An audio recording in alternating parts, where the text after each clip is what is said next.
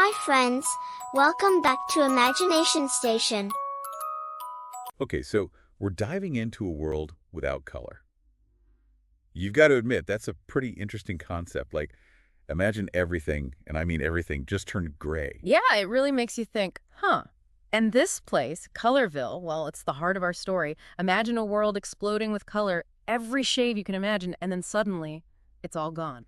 Just like that. Gone. So we're talking about more than just a power outage here, right? This is like all the color just vanished. Tell me more about this Colorville and what went down. Well, the story revolves around this town, Colorville, and this mystery, this big question mark about what happened to all the color. You ever like just sit back and think about how much color impacts our world? I mean, so this story, this Colorville place, who are the players in this grayscale world? Right. So we've got the Colorville kids. There's Maya, Leo, and Eve. These kids, they're curious, and they're determined to figure out what happened to all the color, to their world. Okay, I'm intrigued. A world without color and a bunch of kids trying to solve the mystery. What happens next? Well, that's where things get really interesting. They meet Hugh, who just so happens to be a chameleon. A chameleon. Okay, that actually makes sense, with the whole color thing. But I bet in this world, even the chameleon can't show off, huh? You got it. Even Hugh is stuck in grayscale, can't change his colors to blend in or anything. Wow, so whatever happened in Colorville, it's like really powerful. It's like the source of color itself is gone. This isn't about some kid with a giant bucket of gray paint, is it? Right. I mean, that's the thing. This little detail, Hugh not changing colors, it tells us something big is going on in Colorville, something that affects how color even works. Makes you wonder, what could do that? That's a great question. It makes me think of this other character in the story, this color goblin. I'm not sure about you, but goblins and color, I don't know, those two things just don't seem to go together in my mind. Yeah, his name's Krim, and get this, they find him hanging out in a place called Rainbow Cave. Kind of ironic, right? No kidding. A color goblin hanging out in Rainbow Cave. Especially if he's the one behind all this. Well, that's what everyone's thinking, right? So what happens next? The kids, they find a trail of paint splatters. Paint splatters. That's our clue. It seems a little, I don't know, on the nose for a mystery, don't you think? Maybe, but maybe not.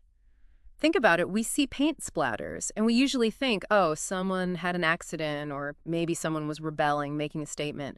But in a world that's lost all its color, those paint splatters, they're like a symbol, a reminder of what used to be there. Right. They're like a memory of color. And for Hugh, the chameleon, the guy who thrives on color, that loss, it must be devastating. So the paint splatters, they lead the Colorville kids to Hugh, right? I bet he's got some explaining to do. Well, Hugh, he swears he had nothing to do with the missing color, says he saw someone sneaking around Rainbow Cave, and, get this, he points the kids toward Rainbow Cave. Rainbow Cave. Wait, isn't that where we last saw our color-averse goblin, this Krim character? It is, and when the kids get there, there he is, surrounded by paint buckets, looking about as happy as a wet cat. Okay, so we've got a grumpy goblin in a cave full of color in a world without color. Sounds like we found our culprit, right? Case closed. Well, here's the thing. He confesses. He confesses. So mystery solved. What was his evil plan? Did he, invent some color-sucking vacuum cleaner? What's the story? Oh, it's even stranger than that. He says he took the color because he hates, get this, mixing. Instead of learning to mix colors, he gets rid of them altogether.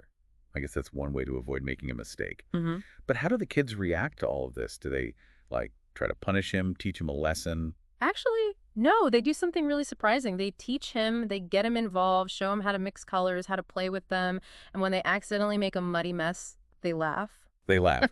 That's not exactly the reaction I was expecting. It gets really interesting. As the kids are teaching Krim, showing him that it's okay to make a little mess, the color starts to return to Colorville. Wait, so as Krim starts to embrace the color comes back to the world. That's amazing. I mean, is that intentional? This idea that as he opens himself up to the creative process, the world transforms around him. So what about Krim? Does this whole experience change him? Does he have a sudden appreciation for tie-dye? You could say that. Yeah. He goes from fearing color to, embracing it. In fact, he even offers to be Colorville's official color mixer. Wow, talk about a transformation. To her. He went from fearing a little color theory to practically becoming a walking, talking rainbow. Krim, he was so afraid of making muddy colors, he missed out on, everything color could be. He was so busy avoiding the bad, he didn't even give himself the chance to just enjoy creating. I mean, the Colorville kids, they could have been really hard on Krim, but they weren't. They chose to be understanding. They taught him. Because they realized his heart was in the right place. He just wanted to create something beautiful. He just went about it all wrong. Exactly. So we've reached the end of our deep dive. We've explored a world without color, met some interesting characters, and learned